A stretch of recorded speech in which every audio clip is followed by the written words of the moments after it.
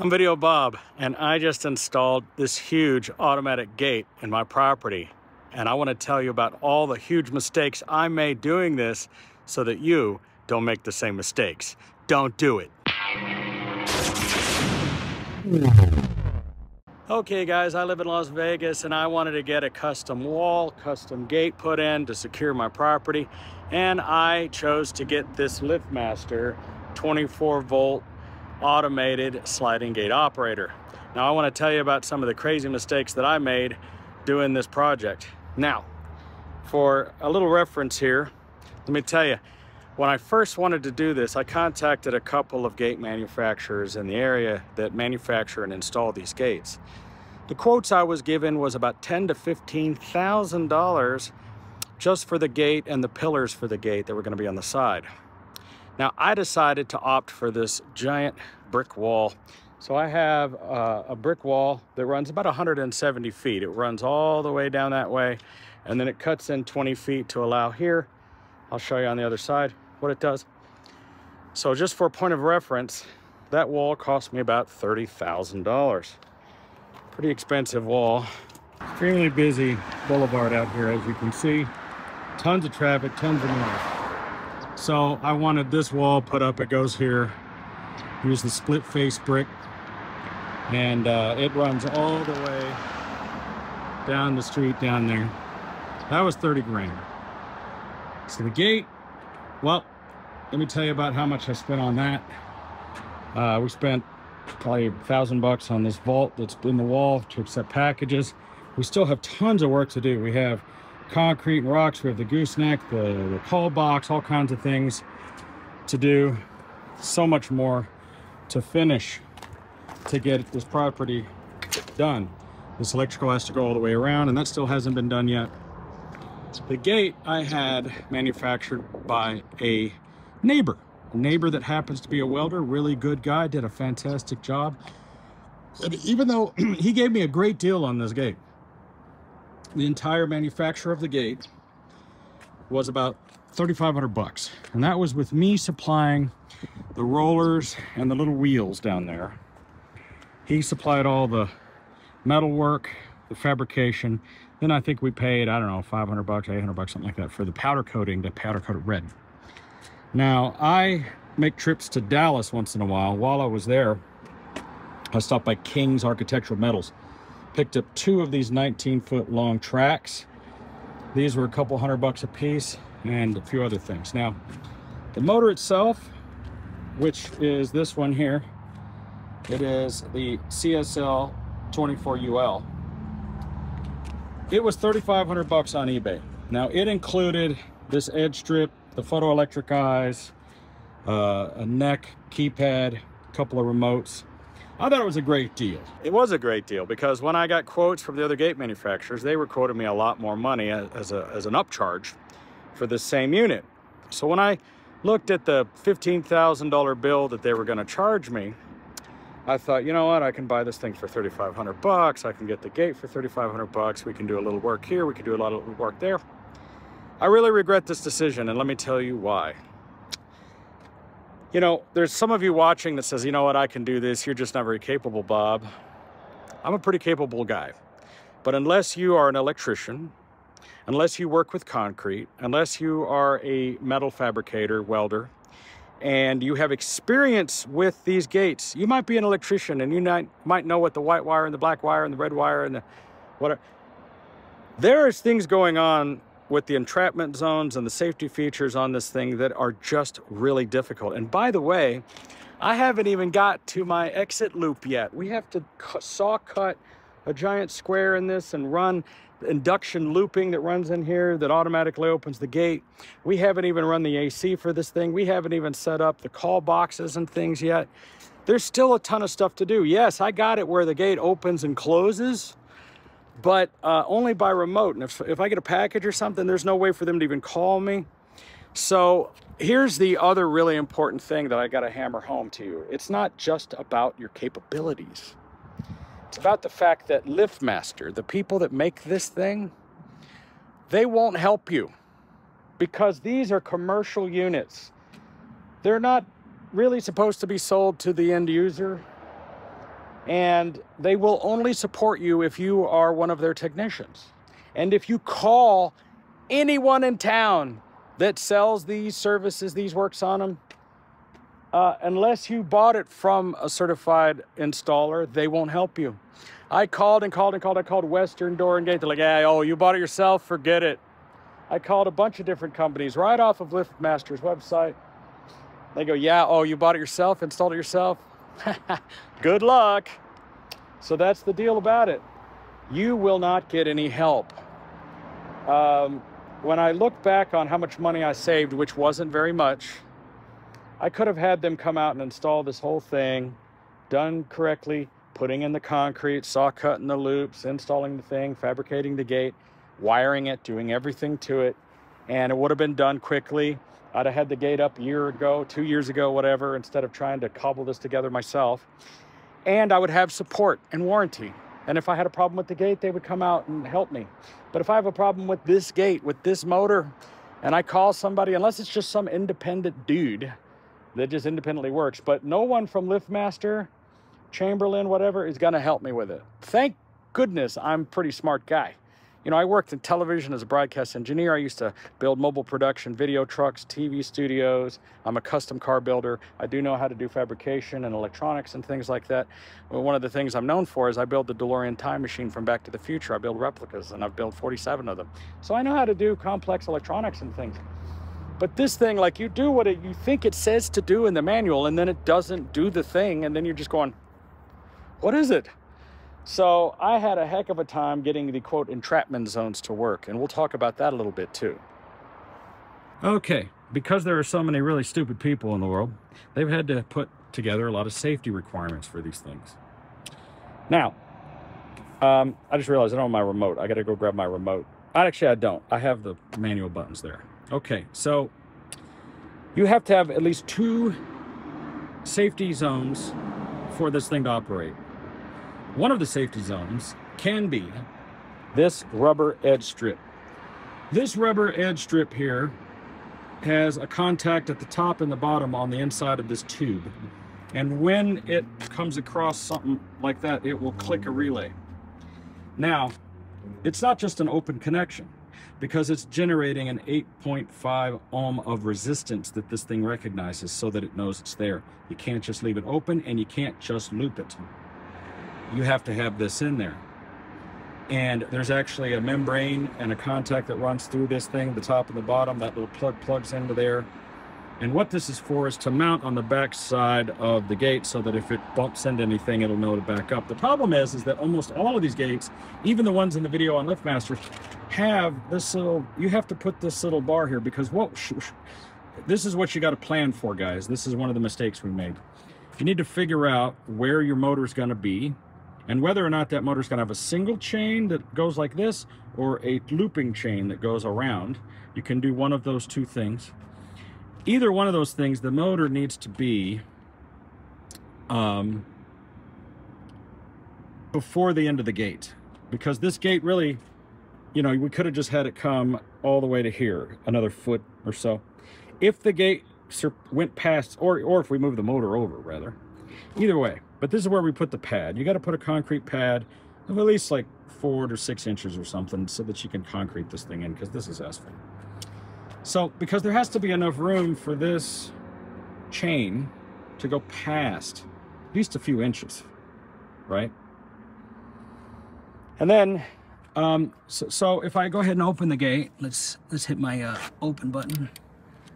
All right, now this thing here is looking to be bumped into something or stopped. Now, when you first set up your motor, you have to set your open and close limits, which are really easy. You see that I have these rollers here to keep the gate from falling off. You don't want to be really careful about that, because we made the mistake of messing with it. It went past the rollers, gate fell on top of us, almost killed us. People get killed by these things all the time. This gate probably weighs 1,000 pounds. This motor is capable of holding a 50-foot gate. I forgot to lock it open. I could stop it actually. And it stopped. We'll discuss the timer here in a second. It's capable of operating a 50-foot gate at 2,200 pounds.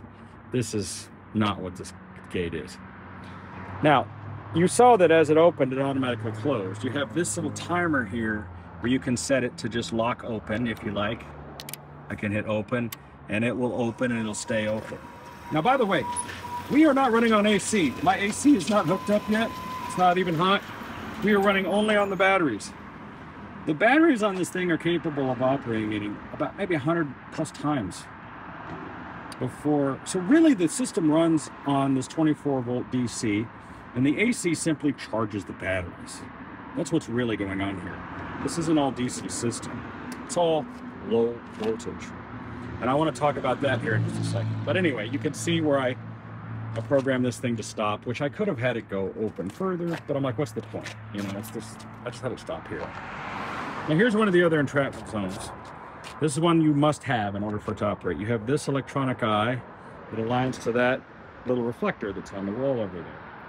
I recommend using a laser level to do this. I did it by hand. It was a pain in the ass.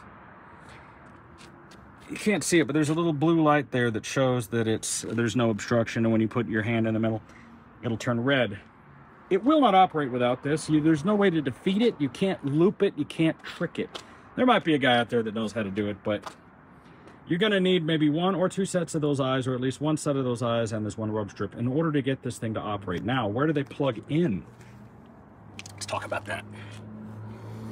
This right here, you see where it says open eyes or edge. That's the rubber strip. Open, that's when the gate opens. Close eyes, the one up there on the top of the red and the black, that's close, because close is the area of travel. Close. That's really important to know. Important information. Knowing what I know now, I don't think I would have bought the 24 volt industrial motor. It's not necessary. Sometimes bigger isn't better. And I'll explain, because if I'd have got the regular 12 volt version, I could put a car battery on this thing with a regular, just a regular old, so this little $20, $15 battery charger, solar charger, and that's all it would take to run it. Because it's 24 volt, you gotta have a 24 volt solar charger. Everything on the system is 24 volt. Why? Because it's an industrial system used for giant industrial applications. I should have bought the regular 12 volt version for a 20-foot long gate. It wasn't necessary to buy this one. I'm stuck with it. Now, you know, look, it's robust and everything, but it's not built, you know, what I learned is the lesser version, the 24 volt version, it's got the same, you know, same stuff basically on it. It's just, this is set up for a different application. I made a mistake. Spent way too much money, and it was way too much work just to get this thing to do what it do. Now, I still have to put in the saw cut loops. You see, there are other zones you can put in. You can put in what's called a shadow zone, which is an area right here, maybe, that detects a vehicle that does the same thing that that eye does over there. You can put another exit zone over there that does the same thing, that holds the gate open. Then you can have a third, or a first rather, zone that's the exit loop, which you put over here, right? So that you pull your car up, it detects that there's a vehicle and opens the gate. How you have to do that is you have to cut 2 inches into the concrete, 1/8 of an inch, and draw a line, and you draw a big square, and then you put the wire in a couple of times, and then you caulk over it. And I actually have some looping over here that was used for a different purpose a long time ago. You can see how the wire, how this wire is coming up out of the ground. This was used for a different purpose at a different time. It was used for a shock collar that a dog had at one time. It is so loud out here. Now, you have this timer. You can set this timer to close instantaneously or a few seconds later. And let me go ahead and close it. And then you have some other settings down here on this secondary board. This is where you plug in those other loops that I told you about just now. Then there's some other settings. There's one called quick close, right? And then these other things are all about safety features, like what if the battery fails or the AC fails, or if it detects something. I've also unplugged the alarm because it's super loud while I was testing it, because it beeps a lot. So I've got it on quick close with instant close. So let's say we open the gate. That code there, 38, it was just telling me that it had a hard stop. I need to reset my zone because it's hitting the edge there and it's hitting it too hard. This is quick close mode, meaning that like if you were in a really secure situation and you didn't want anybody tailgating you, you can have the anti-tailgate on. An anti-tailgate is there so that, you know, as soon as you come through, if somebody else tries to bust in, it won't let them. It'll stop and it'll just pause until they're out of the way. And then when they move it out of the way, it'll continue to close. I've found that I don't really like the quick close for my situation, simply because sometimes you need a little extra time. Okay, one of the reasons I picked the Liftmaster system, because Liftmaster and Chamberlain uses what's called the MyQ app, which I've been using for years. My garage door here and in other locations has the MyQ app. You can open and close your garage door with your phone through the app, and it'll send you a message every time that door opens. So if you're away from home, nobody's supposed to be opening that door, you get a notification that the door opened, you know to check on things. You could do the same thing with this gate. Runs on the same app, just adds another button to the app. It was super easy to put in, by the way. All you have to do is, like, there's a learn button, that yellow button there. And if you want to program a remote, you just press the learn button. You come over here, you press the button on your remote, it blinks, and then you can set up to a 3-button remote if you want to have it do open, close, stop, whatever you want it to do. But just a single 1-button remote, you just want it to open, that's all you really need to do because it automatically closes. But here's why I like to set the timer to be longer than instant. Because out there in the traffic, while I'm down the street, the extra 30 seconds it takes to open this thing, while I'm down the street on my phone, I can open the gate. And then before I'm ready to turn in, I might have to wait for traffic to go by. And that way I don't have to sit and wait for the gate. Gate's already open, my garage is already open. I pull in and then the gate closes behind me after 10 seconds or whatever. So that's a really cool feature of these, and which is another, you know, it's one of the things I do recommend about the Liftmaster and the Chamberlain system. It's the MyQ app. They also offer a MyQ video thing. Now, what I'm planning to do is, because I use the Ring network of cameras and security, I'm just gonna put a Ring doorbell out there and a keypad. The people who need to know the code will get the code.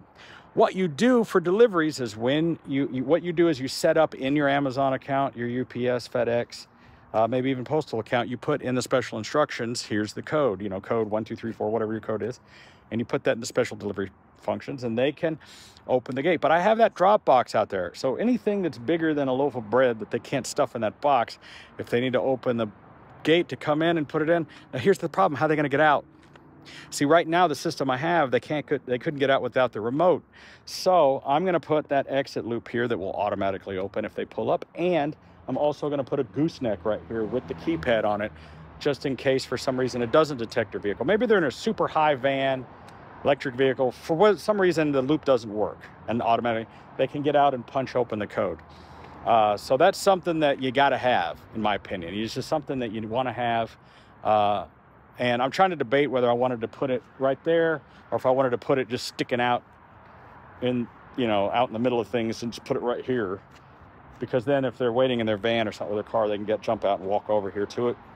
You know, I don't want to put it where they could knock it over easily. So anyway, these are some of the things that I learned.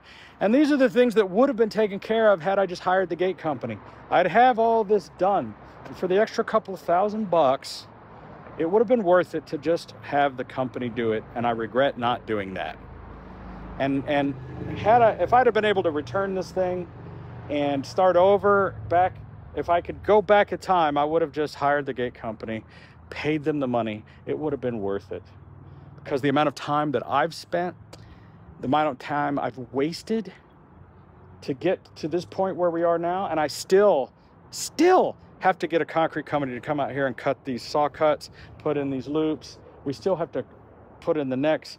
We still have to do the wiring. I'm still gonna have to spend another couple $1,000. So in the end, I'm going to have spent as much or more doing it myself and probably end up with an inferior product with no support, no warranty, and no one to call to help me if something goes wrong. So, ladies and gentlemen, that's my video. And that's my advice to you about doing a custom gate like this. You might be a metal fabricator. You might be an electrician. You might work in concrete.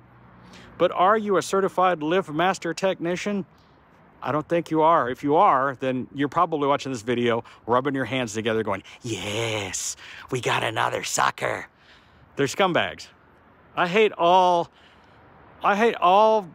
situations where they do this kind of thing. You know what I mean? This monopolization of an industry. But it is what it is. I'm just warning you that these people exist. They suck, and they want to, you know, control you forever, and that's just what it is. So you're stuck. So I would recommend, number one, just don't, you know, I don't want to say don't buy from Liftmaster, because I'm happy with the motor. It works great. I'm happy with the MyQ system. It works great. I'm just pissed off at them about the way I was treated. I think their company is shitty. I think their support is shitty. I think whoever wrote their manuals is shitty. And I think their dealer network is shitty. And that's what I think of them, folks. I'll just come out and say it. If somebody from Liftmaster wants to contact me, you know where to find me, but I don't think it's going to do any good. I already spent a week of my life laying on the floor trying to get that thing, laying on the hot-ass concrete out there on a towel to get this thing running.